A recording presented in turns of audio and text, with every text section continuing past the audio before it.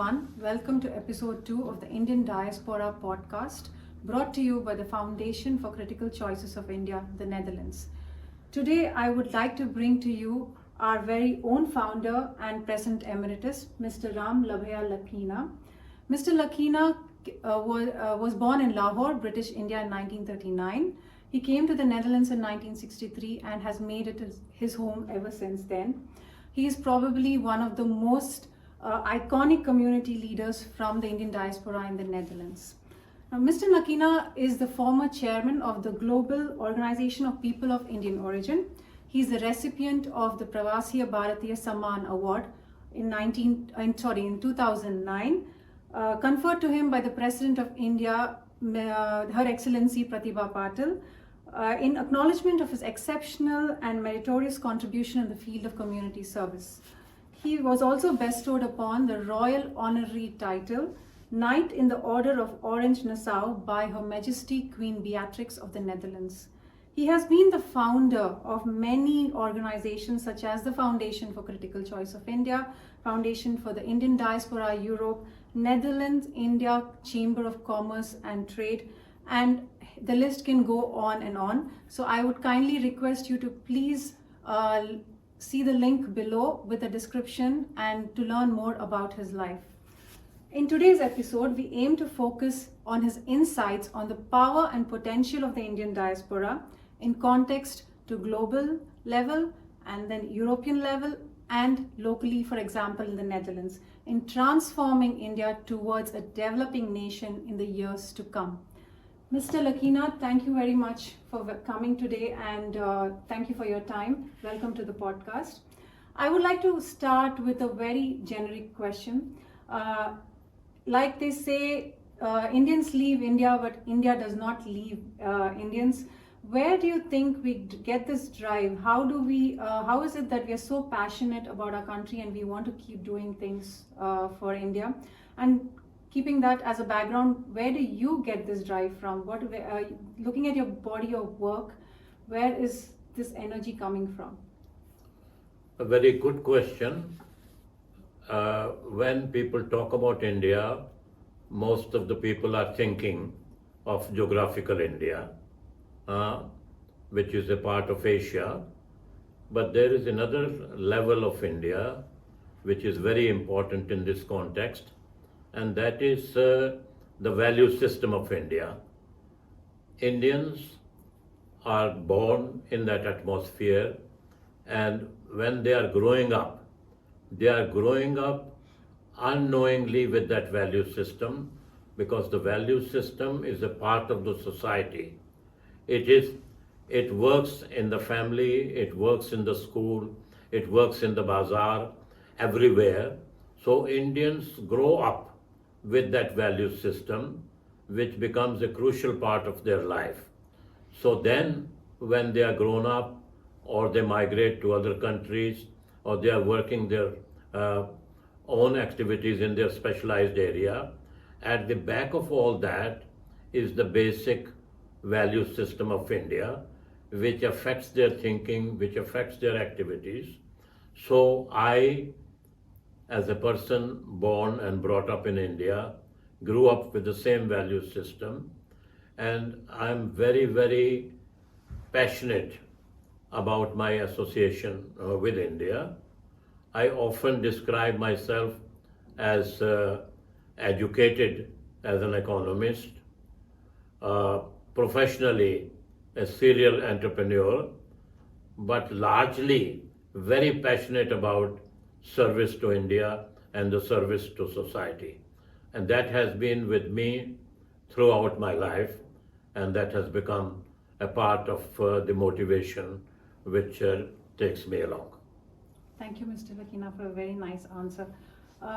So I would start by mentioning what actually constitutes the Indian diaspora and how does it really play a role in the larger context to the growth story of India?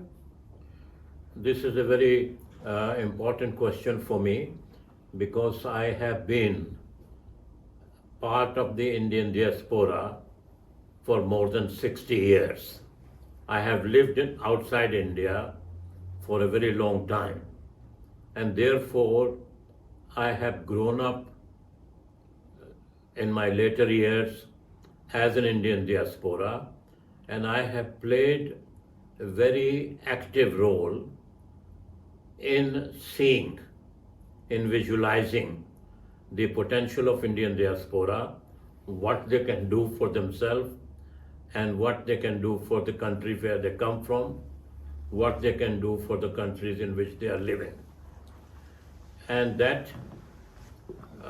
led me in the years late 70s and early 80s to create an organization in the Netherlands called Foundation for Critical Choices for India, the purpose of which was to mobilize the intellectual and material resources of non-resident Indians or Indian diaspora. So your question was, what is Indian diaspora? Indian diaspora is a sum total of all those people, Indians who are living outside India. Some of them remain Indian, others take nationality of other countries. There are still others where their previous generations came from India and they become part of the Indian diaspora in terms of their origins. I had the good opportunity of meeting a large number of them in more than 80 countries in the world. I had the rare honor of meeting a President of India in the President's house to exclusively talk about Indian diaspora on a one-to-one basis. That is a very rare opportunity. Equally, I was fortunate to discuss this subject with many leaders of India at the highest level, at the level of presidents and prime ministers. So therefore, I have a lot to say on this subject.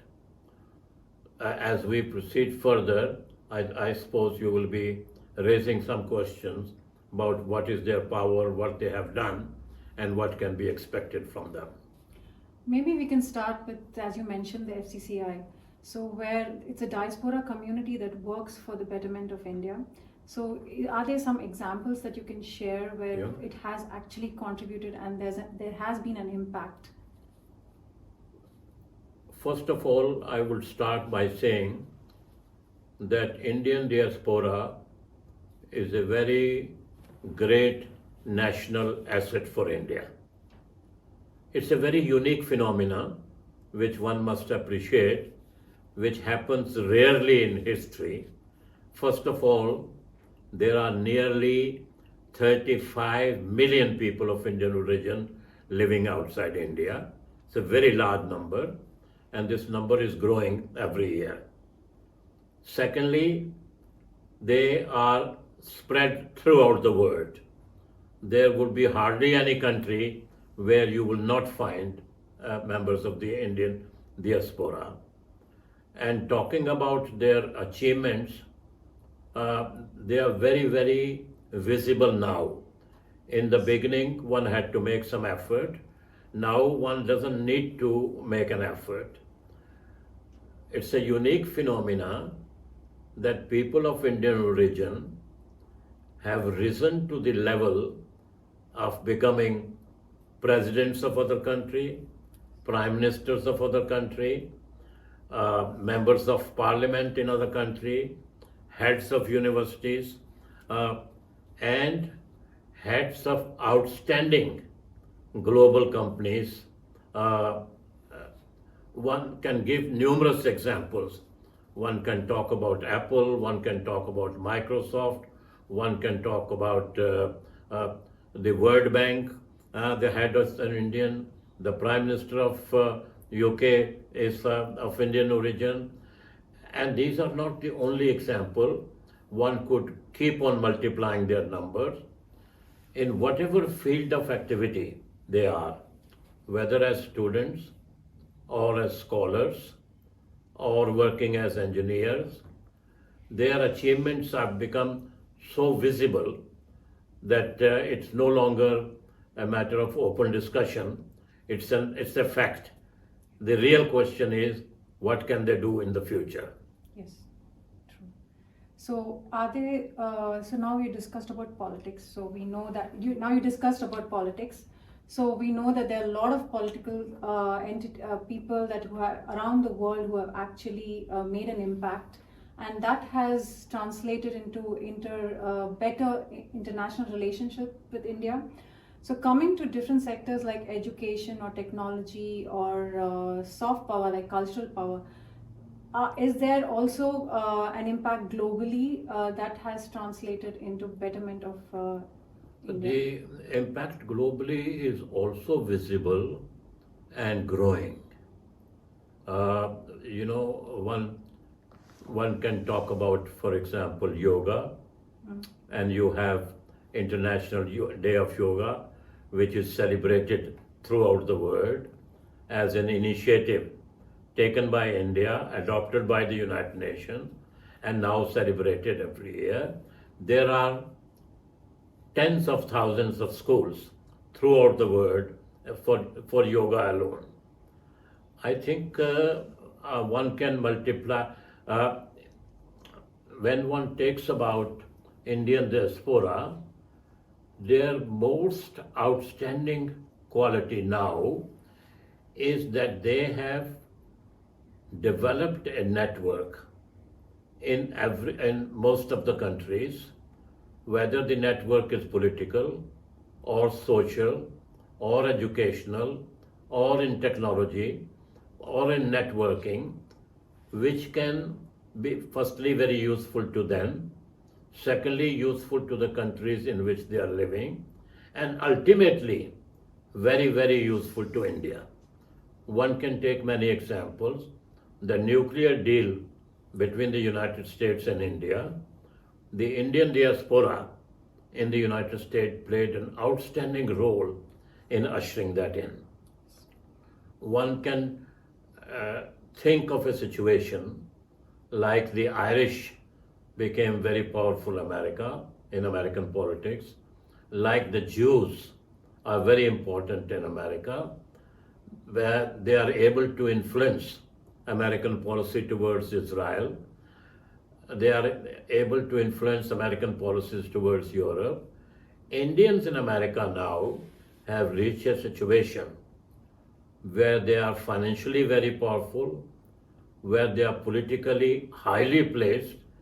Now in the Biden administration, there are outstanding number of Indians in very high position, starting with Vice President of the United States, going to the members of the Congress, very important positions. Earlier I mentioned the President of the World Bank. Now, to take this example alone, no Indian could afford or was capable of becoming President of the World Bank if he or she was in India or Indian.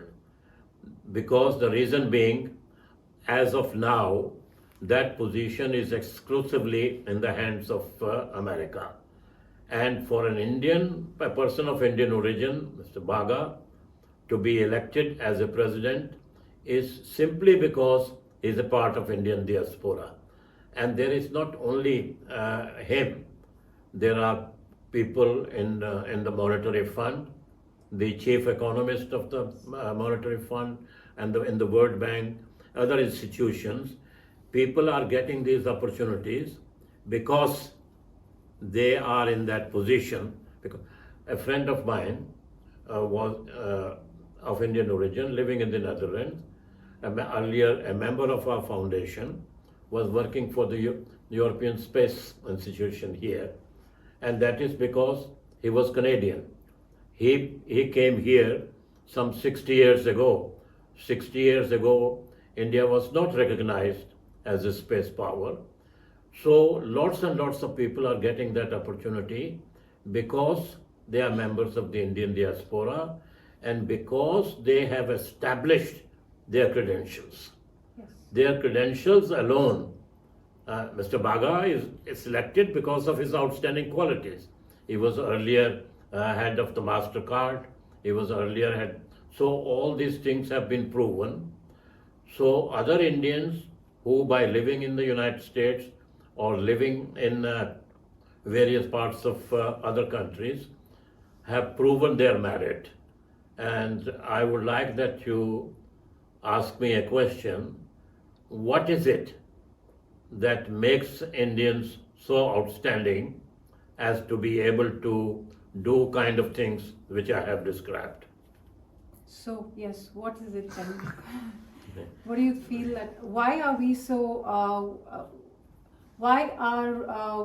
valued when it comes to when we are in the diaspora community and not maybe directly from India? So why do you think there is? Well, that question has a limitation, the question the way you have asked it, because why they are not picked up from India is simply because the global order at the moment is of that. But what is important to emphasize is why the people of Indian origin reach a level where the host government feel very comfortable, very happy to choose them to head those positions. And why is it that independent of the governments, many outstanding companies which are doing business into billions of dollars are picking up India to head their position? And that brings me to your first question. Yes. Why India? Why a feeling of India? Apart from many cultural values which have importance for the world global order when we talk about that subject, but at the moment I will speak about an Indian studying in India is very familiar with problems and their solutions. The morning in India starts with a problem, whether the electricity is not working, or the water is not coming, or the roads are blocked, or the bus is not coming in time. There are numerous problems. So an Indian gets used to facing the problem, how to face a problem. Then the next part is he or she learns how to solve those problems by jugaad, which is a word you may like to describe to your viewers. So therefore, starting with a problem in a very relatively calm mind, for example, I had a doctor here in the Netherlands, a very good doctor. I was driving and I found him on the road, busy with his car, and he was almost lost in terms of his. I asked him, "Can I help you, doctor?" He says, "My car has broken down and nobody is there to help me." So he was, now I calmed him down, but the purpose of my mentioning this example is that an Indian is used to facing problems, used to solving problems, used to being in a very diverse environment. You learn to live with Muslims, with Christians, with people of other faiths, with political radicals, all kind of people you have to work with. So as a company executive, you learn in this environment to solve problems. So when you come on the global scene, when you come to the developed countries, which are now becoming more and more diversified, where they have to work with people from other countries, an Indian who is on the job will not look at his watch, his or her watch, at 5 o'clock and say, "I'm going home." I had, for me, people working in India where there was a company problem and these individuals are working till midnight or even past midnight. They are very flexible. Flexibility, so problem facing, problem solving, diverse environment, calmness of nature, flexibility, have to get things done. This is a very unique combination of qualities that brings them, and then having the normal education, because people used to think that education in India is very poor.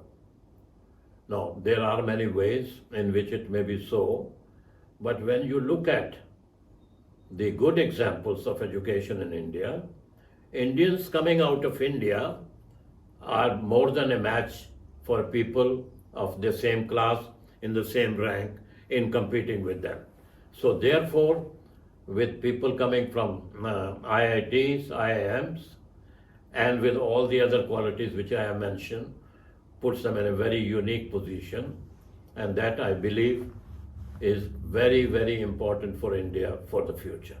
To sum it up, we are very strong and resilient people, and we can really handle any situation because of the way we've been brought up in our country. Maybe I can now go into the economics aspect. India is now we are hoping that in 2050 we will be a developed nation, when we'll also celebrate the 100th Republic. So do you think as an Indian diaspora we can contribute somewhere in that aspect, especially because economics is a very key indicator of progression of a nation, growth story of a nation? So where can we actually put in an effort where we can help India better in this aspect as a diaspora community? A very good question again, because fortunately, India has now reached a situation which in economics we call self-momentum. It has reached a level of economic growth where its development will become self-sustaining. Already, India at the moment is the fastest growing big economy in the world. The figures for last quarter were 8.7%, but even if one takes year as a whole, the growth will be more than 7%, which can be sustained for the next few years to come. I have absolutely no doubt in my mind as an economist that within the next 5 years, India will become the third largest economy in the world. It is already the fifth largest economy. Our GDP is getting very close to $4 trillion US. It's more than 3.5, somewhere between 3.5 to 4.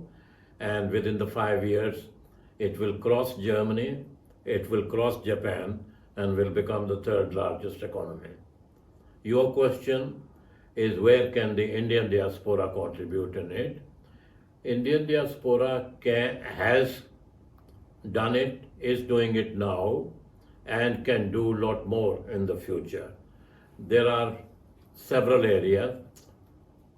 Firstly, contribution of capital and investments, financial resources, which were very, very important when we started with our foundation. At that time, India was very short of foreign exchange resources, and Indian diaspora was playing a very important role.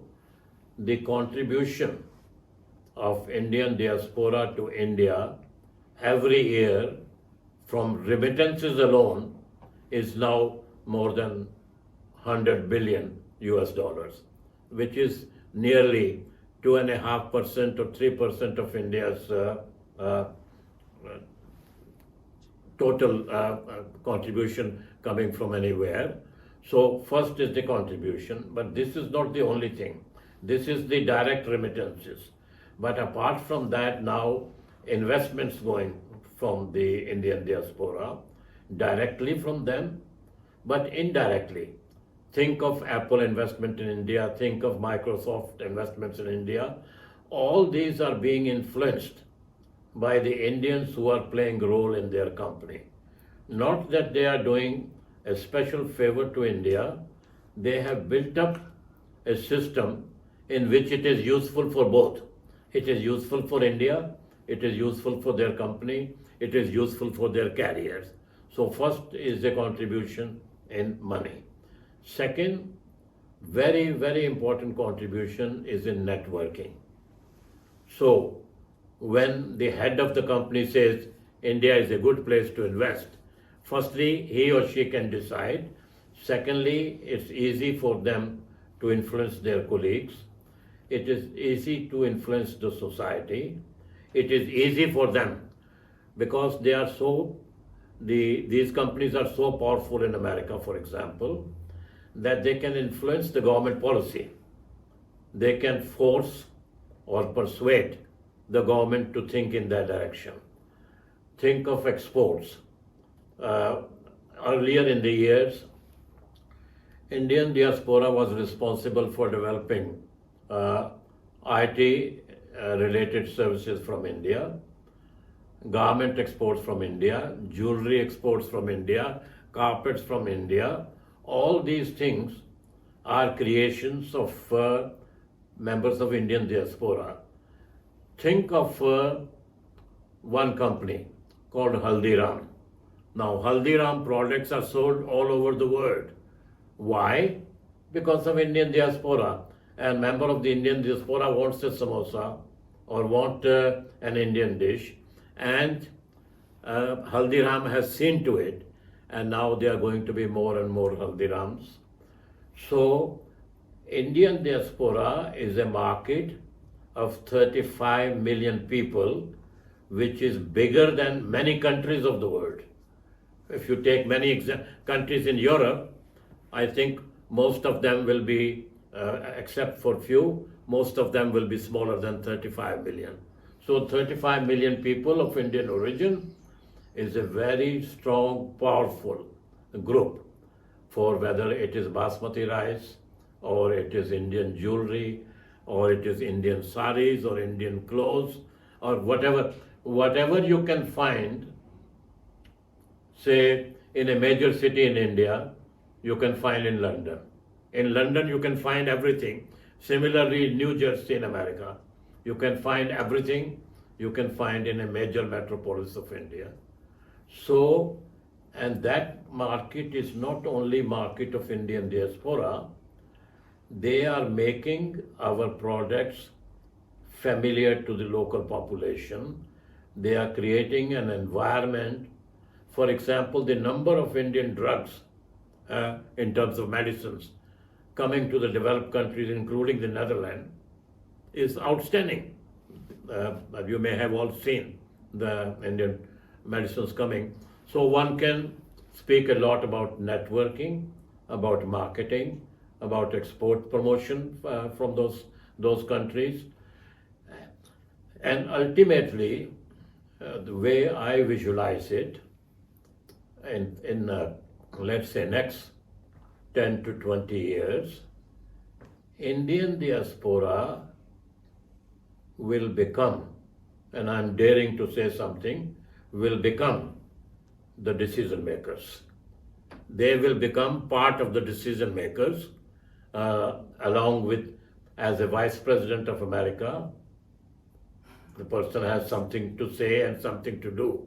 As President of World Bank, the person has an influence.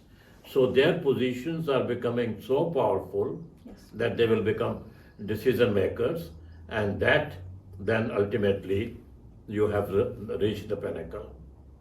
Yes.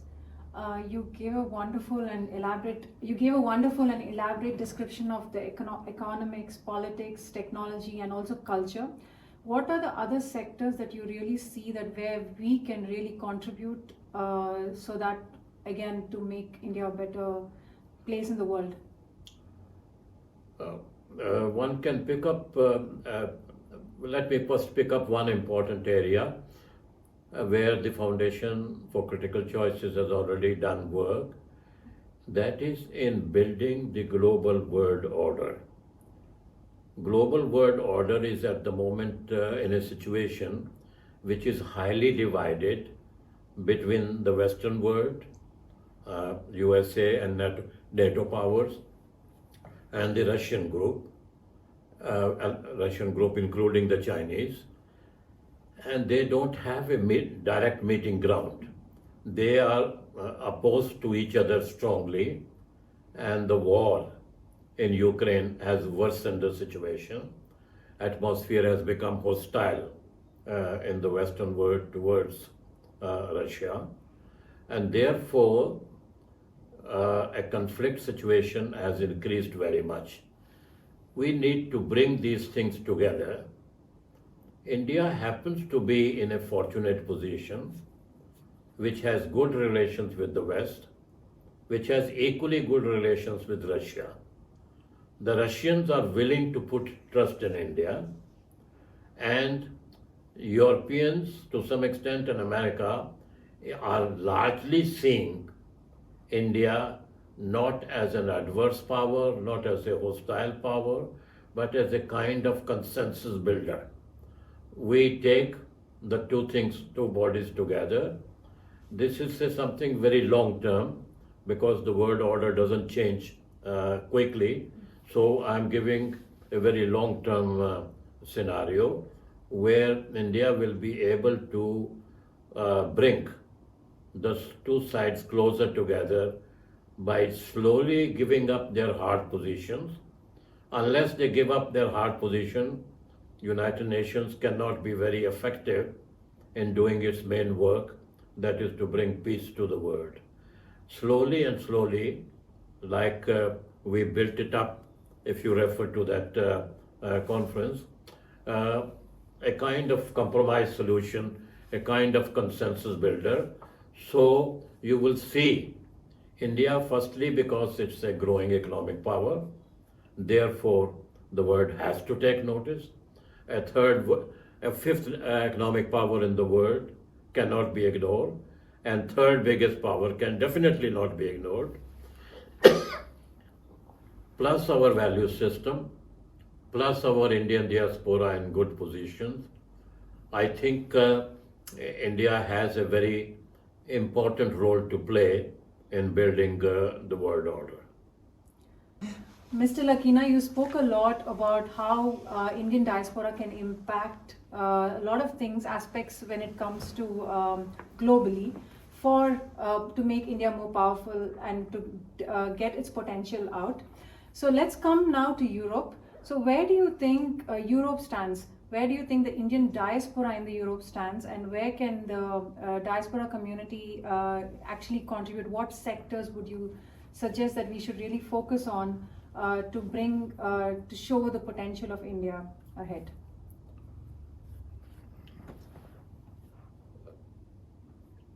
India and Europe has a lot more potential for growing mutually. There are many things where the two sectors or two group of countries are complementary to each other.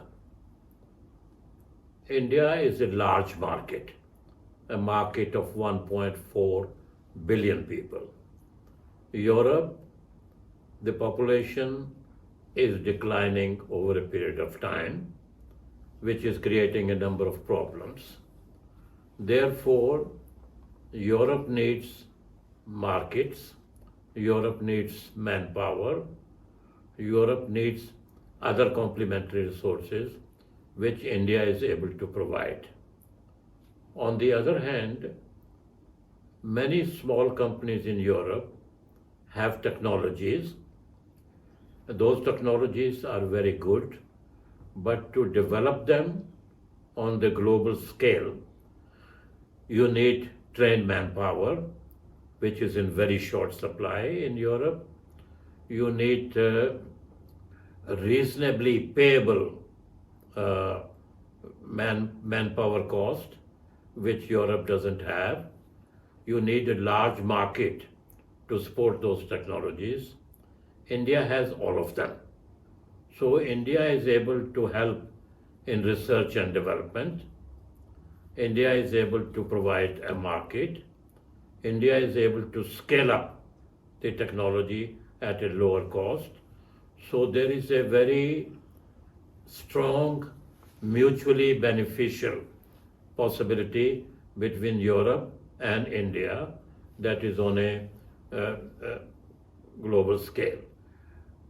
Talking particularly about the trained, educated management manpower, technical manpower, as I mentioned earlier, the situation in Europe, particularly also in the Netherlands where we are sitting at the moment, is becoming very, very hard. On the one hand, they need the manpower, which is not available. There are more jobs waiting than the people who are applying for it. That means all jobs cannot be filled up. There is a social resistance to bringing more people from outside. So they have to develop mechanisms where work can be done in a country like India, and whereas the technologies are developed in the European countries where we are talking about. So the economic relationship between Europe and India can grow very substantially to the mutual advantage of both. European Union and India is trying to work out a free trade agreement for a long time. It has not worked out so far. I hope that it works out to the mutual advantage of both. So they, in a way, they are natural partners, which has a lot more potential for growing. Already, Indian companies are investing very largely in Europe. For example, I am told that Tata's are single largest employer in UK. One used to talk about British Steel, which is now controlled very much by Tata. Tatas are controlling Land Rover, Tatas are controlling Jaguar. Collectively, they are providing a lot of investment and employment opportunities. That's not only the case in UK, that's also case, for example, in the Netherlands. There are some powerful Indian companies, which includes Tatas, which are controlling steel, and many IT-related companies. TCS, for example, their global headquarters are in Amsterdam, and from where they are controlling, please, that's not correct. Their European headquarters is controlled from Amsterdam, and the same is the case with other companies. So therefore, firstly, the economic relations are growing, but there is a potential for a lot more. And particularly when we come to the mobility of skills, we have worked out earlier, we means the Foundation for Critical Choices for India, has worked out earlier that Europe needs something like 50 million plus trained, educated manpower during the next 10 years or so, which cannot come from many sources, and India is particularly suitable for that purpose. And therefore, we have developed a scheme for transfer of technology between Europe and India in both directions.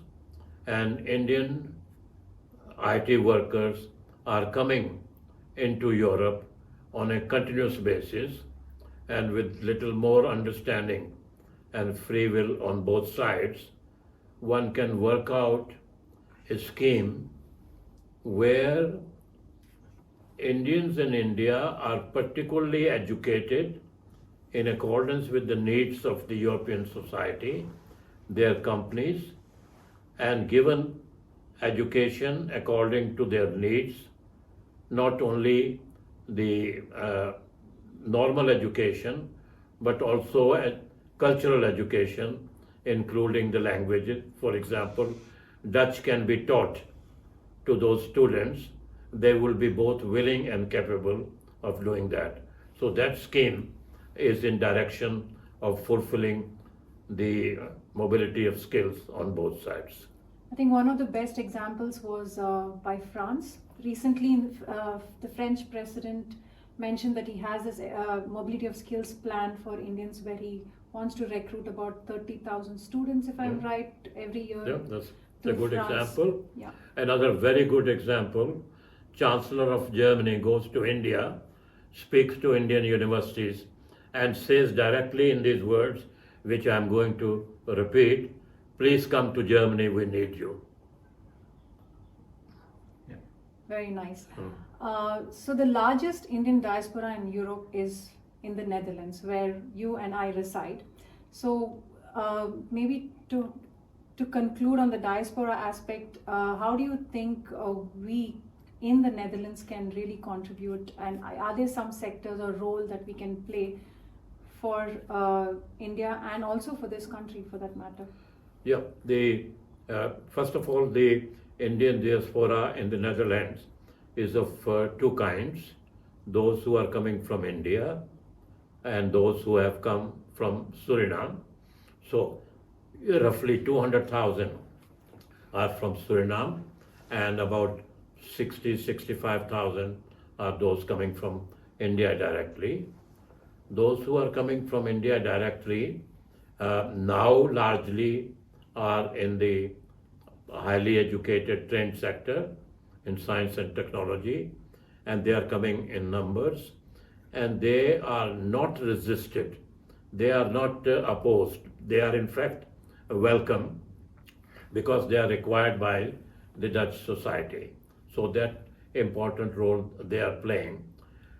Because of them, number of sectors, for example, earlier I mentioned the garment industry in which I was personally involved, and we virtually built up the fashion trade between India and the Netherlands to a very large extent.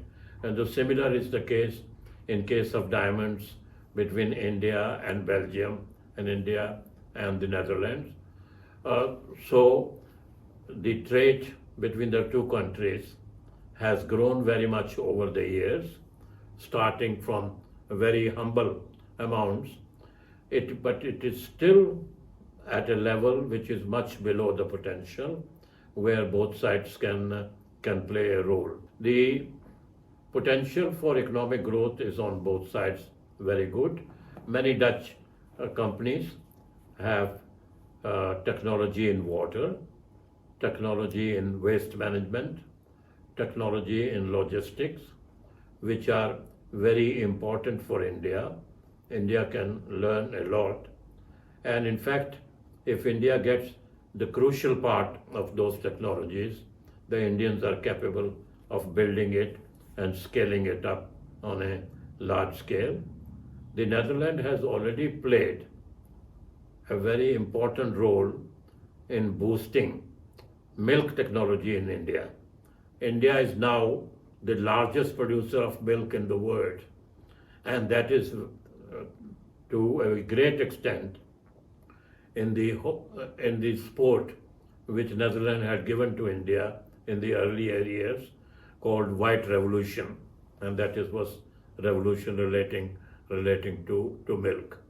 But we need their help in waste management, in water management, port management, and things of that kind.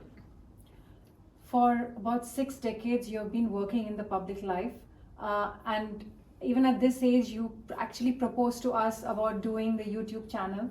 So what did you actually envision when you proposed this, launching this channel?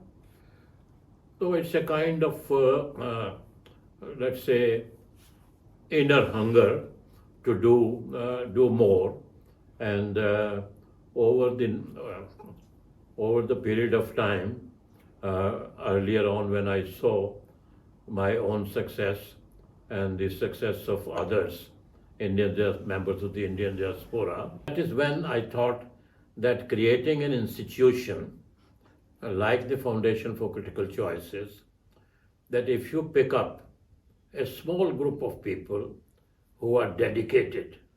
When we started, our numbers were never so large even as now. our numbers were 20, 25, 30, some. But we were able to do wonders in the sense, without using any political relationship in India, sheer on the strength of our ideas, nothing else, strength of the ideas, we were able to put many things on National India's agenda. We were able to do a number of things, which let me take one or two examples. Sure. India had a problem in Punjab some years ago in 80s. And Indian Diaspora from Canada and UK and other countries were involved in it. And the situation was very tense because Punjab is a border state of India. Then the foundation said, we have a role to play. Let us try to do something about it. So we decided to hold a conference in London, open conference to which everybody was invited, provided they will only say solutions will have to be found within the framework of Indian Constitution. That's the only condition which we put, and we let all the extremists come. They believe Government of India was invited, accepted the invitation, at the last moment declined, did not come. In the first day, people thought that we were some kind of stooges of the Indian government trying to create the atmosphere there. When it became clear to them that that was not the case, we were letting them say whatever they want to say, so long as the language is decent.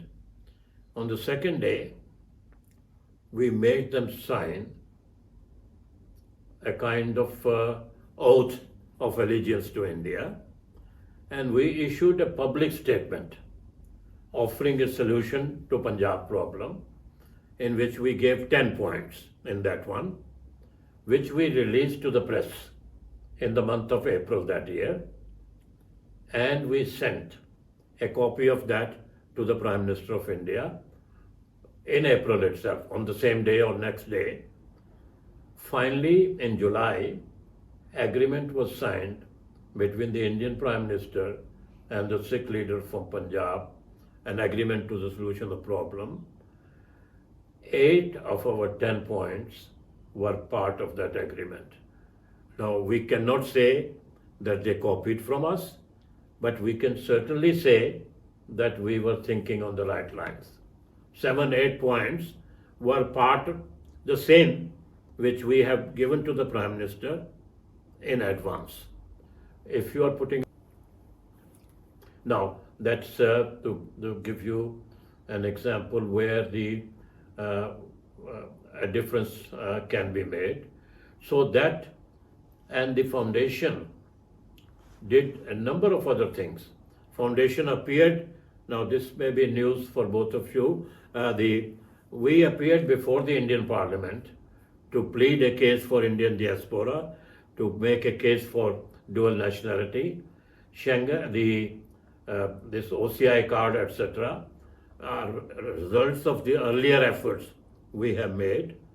Government of India printed a 93-page report exclusively dealing with our petition, exclusively, in which they consulted people of very high rank, including justices, governors, number of states. It's all in that report.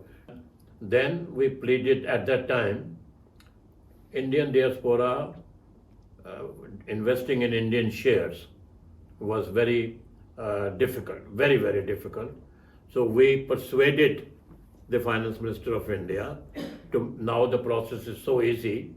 I used to deal in shares in terms of, as an investor, you had to sign thousands of shares if you have large number.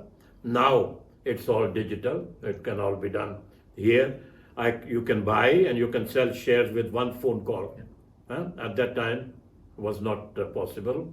There are numerous other examples one can give where the foundation has made a difference in the situation.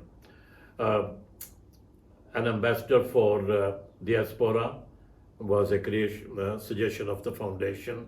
Ministry for Indian Diaspora, which is now which is now part again of the Ministry of External Affairs. But number of such things happen. Then that was the question, that the foundation was only working for contributing to India's development. And the larger issue came in the mind: what about a large number of Indian diaspora and their relationship with India and their grievances, countries like Fiji, and that led to the creation of Global Organization of People of Indian Origin with headquarters in United States. Foundation, we wrote the constitution here, and I became the first chairman of that organization for about 8 or 10 years. And so that led to, and the purpose of that was to work with all the 35 million people on a large scale. So coming back to the focus of your question, these are the kind of ideas which are still bubbling in mind, and one wants to create a role, and one needs colleagues and persons to carry it forward. Thank you, Mr. Lakhina. Last question would be, looking back at your life in a nutshell, how would you describe it in 1 or 2 sentences? No, I think one can look back with it with a sense of satisfaction. My earlier ambition was to play a very active role in India, in the Indian politics, and my connections were at a very very high level, and one could have certainly played a role. But once I came outside, and due to a number of considerations, I decided to work for India from outside India, and therefore I have a sense of satisfaction that through the foundation and through the other colleagues, I have played a role in fact, what could be described as India's policy towards Indian diaspora, India's diaspora's contribution to India, and one would hope that one has achieved what one wanted to do in that particular field. I see a very bright future for India. India is going to be a completely different country in terms of its development and growth during the next 25 years or so. And if one has a wish for going backward, one wishes that one was 10, 15, 20 years younger to be able to play a role in India. And therefore one has a sense of satisfaction. One always wants to do more, but I have a great sense of satisfaction, and I hope that what I have done can inspire the others to play a role. And I believe that if the ambition or the will is clear, and if the one is willing to work for it, then great things can be achieved, and with one's efforts. So one has to dream big and work tirelessly, and then this success would follow. I'm sure the road to 2050, where India is a developed nation, will have your stamp on it. Thank you for coming to the podcast, and thank you for always being a source of inspiration and for constantly teaching us how to go and laying the path for us. Thank you, audience, for this wonderful watching this wonderful podcast, and please like, subscribe, and share, and see you again in the next episode. Thank you. Thank you.